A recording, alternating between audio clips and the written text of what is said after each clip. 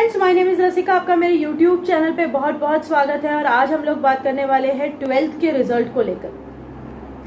12th के result को इतना इंपॉर्टेंस क्यों दिया गया है, सबसे पहले ये बात समझने की कोशिश करते हैं। देखो, इट्स सिंपल।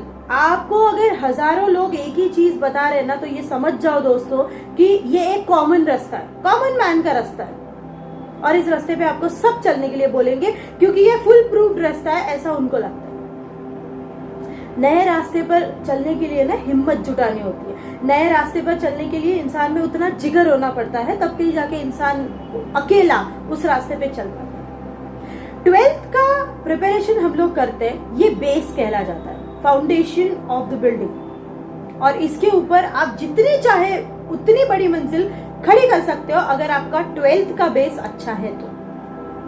अब ये 12th का बेस फाउंडेशन एक बार बन जाता है, उसके बाद हम लोग क्या सोचते हैं कि हम एक एंट्रेंस एग्जाम देंगे, एक रेप्यूटेड कॉलेज में एडमिशन लेते हैं। रेप्यूटेड कॉलेज में एडमिशन मिलने के बाद वहां पे 3 साल गुजारते हैं, 4 साल गुजारते हैं, depending on what ever stream you choose. उसके बाद हमको वहां पे रेप्यूटेड कॉलेज से कैंपस प्लेसमेंट आता है और कैंपस प्लेसमेंट से हम कहीं अच्छी कंपनी में प्लेस हो जाते हैं और जिसकी वजह से हमको एक अच्छा सीटीसी ऑफर हो जाता है, अच्छा पे स्केल ऑफर हो जाता है और जिससे हम खुश होकर, हमारे पेरेंट्स खुश हो जाते हैं, हमारी सोसाइटी खुश हो जाती है। अब बात करते हैं कि जो बच्चे ये सब नहीं कर पाते, जिनका 12th में एक एवरेज स्कोर है, वो एक एवरेज कॉलेज से पढ़ेंगे। एवरेज कॉलेज से पढ़ने के बाद उनके पास उतनी अपॉर्चुनिटीज नहीं आती है जितनी एक रेप्यूटेड कॉलेज में आती है, और उसकी वजह से उनको उतना कैंपस प्लेसमेंट का अपॉर्चुनिटीज नहीं मिलता। अब बात करते हैं, क्या वाकई में सिर्फ 12th अच्छे मार्क्स से क्लियर कर लेने से जिंदगी का स्ट्रगल खत्म हो जाता है दोस्तों? तो नहीं, जिंदगी यहाँ पे खत्म नहीं होती, क्योंकि life is all about struggle. Life is equal to struggle. अब जब आप कैंपस प्लेसमेंट की बात करते हो, क्या इतना इजी है कैंपस प्लेसमेंट के इंटरव्यूज को क्रैक करना? No, you should have your hands on your communication skill, you should have good interpersonal skill, and the most important thing, whatever you know, you should be able to express those thoughts in words. अगर आपके दिमाग में जो thoughts चल रहे हैं, जो भी पढ़ाई आपने की है, जो भी आपने सीखा है, अगर वो बता नहीं पाते हो ना दोस्तों, तो आप वहां पे इंटरव्यू में जाके फेल हो जाओगे, क्योंकि आप ये नहीं बता पाओगे कि मुझे कितना नॉलेज है। तो ये एक चीज इंपॉर्टेंट हो जाती है। उसके बाद ऑफिस में जाने के बाद, जब आपको एक जॉब लग जाता है, उसके बाद भी क्या होता है, आपको एक लर्निंग कर्व रखना पड़ता है। आपको नई टेक्नोलॉजीज पढ़नी पड़ती है, क्योंकि यार हमारा सिलेबस तो है ऐसा कि जिसमें जो भी रिसेंट काम हम लोग कर रहे हैं अभी इंडिया में, वो चीजों पे हमारा सिलेबस बेस्ड आउट ही नहीं है। तो हमने जो पढ़ा वो तो हो जाता है वेस्ट। एक्चुअली वो एक प्रिपरेशन है हमारा कि नहीं, हम सहन कर सकते हैं, हम सब चीज से लड़ सकते हैं। उसके बाद आता है कि हम ऑफिस का प्रेशर हैंडल करें, और ऑफिस के प्रेशर के बाद सो ऑन रिस्पॉन्सिबिलिटीज बढ़ती जाती है, हमारा पोजीशन बढ़ता जाता है, और हमारा लर्निंग कर्व हमेशा हमें आगे बढ़ता हुआ रखना पड़ता है। अब बात करते हैं जो लोग 12th में फेल हो जाते हैं, उनके साथ क्या होता है। तो जो लोग 12th में फेल हो जाते हैं, वो अपनी जिंदगी से के साथ कुछ ना कुछ ढंग का कर ही लेते हैं। मैं इसलिए ये बात दावे के साथ कह सकती हूँ, क्योंकि अगर आपका थॉट प्रोसेस अच्छा है, अगर आपकी जिंदगी में आपको कुछ कर दिखाना है, अगर आपके पास आपका पैशन है, अगर आपके पास कोई एक ऐसा हुनर है, इररिस्पेक्टिव ऑफ दैट वो एकेडमिक्स से रिलेट करता है या नहीं करता है, बट आपके पास अगर ऐसा कुछ हुनर है, तो आप जिंदगी में आगे बढ़ सकते हो, इससे आपको कोई रोक नहीं सकता। बट देन हमारे यहाँ पे इंजीनियर, डॉक्टर, इसके अलावा और कोई प्रोफेशन उतना पॉपुलर ही नहीं है, उसको उतना रिस्पेक्ट मिलता ही नहीं है।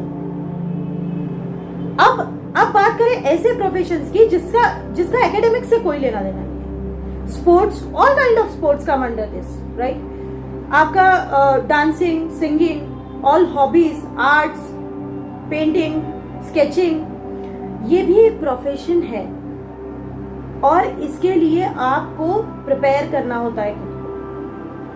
और अगर आप इन चीजों के लिए प्रिपेयर कर रहे हो, तो ऑब्वियसली आप एकेडमिक्स को सेकेंडरी रखोगे, क्योंकि एकेडमिक्स से आपको ये अचीव नहीं होने वाला है। आपको अपने गोल को सामने रखना है और उसके हिसाब से डिसाइड करना है कि मेरे को 12th में किस तरह का परफॉर्मेंस देना है। और अगर आप ये सब करके भी बहुत ही मुश्किल से आप अगर 12th क्रॉस करते हो और उसके बाद आप अपनी डिग्री भी कंप्लीट नहीं कर पाते हो, आपको बहुत डिफिकल्टी होती है पढ़ने में। दोस्तों अपने अंदर का पैशन ढूंढो, फिर जरूरत है आपको इस चीज की। ढूंढो कि क्या आप ऐसा कर सकते हो जो औरों से बेहतर है, औरों से अच्छा कर सकते हो, और अगर वो हुनर आपको मिल गया ना, उसके ऊपर काम करना शुरू कर दो। इंपॉर्टेंट ये है कि आपका गोल आपको 12th स्टैंडर्ड से पता होना चाहिए। सबसे पहली बात, आपको क्या करना है लाइफ में, आपको किस तरह से आगे बढ़ना है, ये आपको पता होना चाहिए। और कोई फर्क नहीं पड़ता अगर आपको ये पता भी नहीं है तो। क्यों?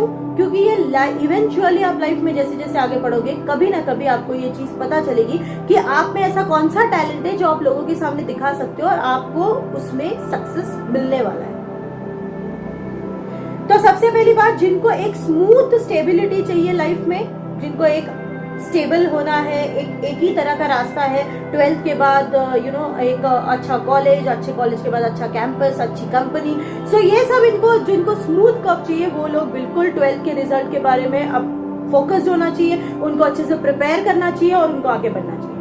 जिन लोगों का लाइफ में एम थोड़ा अलग है, जिनको कुछ अलग करना है, उनके लिए ये 12th का रिजल्ट बिल्कुल मायने नहीं रखता है, क्योंकि 12th का रिजल्ट आपको ये नहीं बताएगा कि आप जिंदगी में कितना सक्सेसफुल हो पाओगे और कितना सक्सेसफुल नहीं हो पाओगे। यूजुअली जो काफी टाइम जो टॉप कर जाते हैं बंदे, वो कहीं ना कहीं जाके डिप्रेशन में आ जाते हैं अगर उनकी जिंदगी में एक फेलियर भी आ गया तो।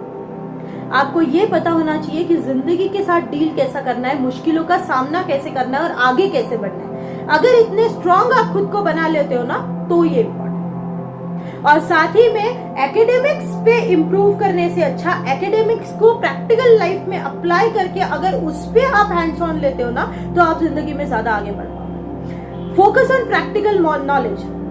Theoretical knowledge is important for basic, okay. Practical knowledge important है क्योंकि आप वहां पे गलतियां कर करके सीखते हो।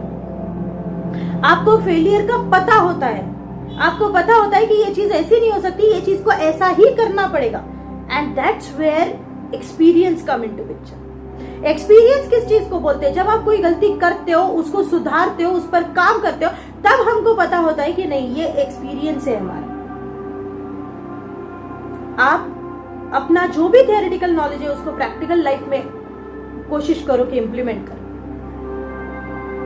हर इंसान अलग है, उसको एक ढांचे में नहीं डाला जा सकता। 12th is not a factory जिसमें से एक डिफेक्टेड प्रोडक्ट है, एक सही प्रोडक्ट है, एक डिफेक्टेड प्रोडक्ट है, एक सिलेक्ट गुड प्रोडक्ट है, एक पास है, एक फेल है। इस तरह का कोई मैन्युफैक्चरिंग 12th से नहीं होता है। That's it. और बीइंग एन एचआर मैं आपको ये दावे के साथ कह सकती हूँ कि 1 साल का भी आपको आपके जॉब में एक्सपीरियंस मिल गया ना, उसके बाद आपके 10th और 12th के परसेंटेज कोई नहीं पूछता, but then 10th and 12th के परसेंटेज आपका बेस बनाते हैं, वहां का नॉलेज आपका बेस बनाता है, और वो बेसिक्स आपको आपके डिग्री में काम आता है, और वो डिग्री आपको आपके जॉब में काम आती है। सो दोस्तों, जो भी आपका एम है, अगर वो एकेडमिक से रिलेटेड नहीं है, तो it is not important to pursue good marks in 12th, even though your dream is related to academics but you haven't pursued your marks in 12th. This is not the end of the world. You are still alive and you can do much more better things. Whatever you want, you can do it, and believe me, you can do it. अगर आपने इस चीज को ठान लिया है कि आप उसे कर सकते हो, तो आप उसे करके दिखा सकते हो। दुनिया की कोई ताकत आपको उससे जुदा नहीं कर सकती। दोस्तों, मेरा नेक्स्ट वीडियो आने वाला है पैशन पे। We are going to talk about passion in next video. Passion एक ऐसी चीज है जो आपको ढूंढनी है, अगर नहीं है तो कल्टीवेट करो, और वो पैशन कब प्रोफेशन में चेंज करना है, this is what I am going to tell you in the next video. So ये वीडियो यहीं पे खत्म करते हैं। Thank you so much for watching me. Remember guys, this 12th percentage is not going to decide your career. It is the one, you and yourself, who is going to decide what you are going to do in your future. Best of luck for your future. अगर आपको मेरी video के updates चाहिए तो please subscribe my channel and like button दबा देना अगर ये वीडियो आपको पसंद आया हो। Thank you so much guys, bye bye.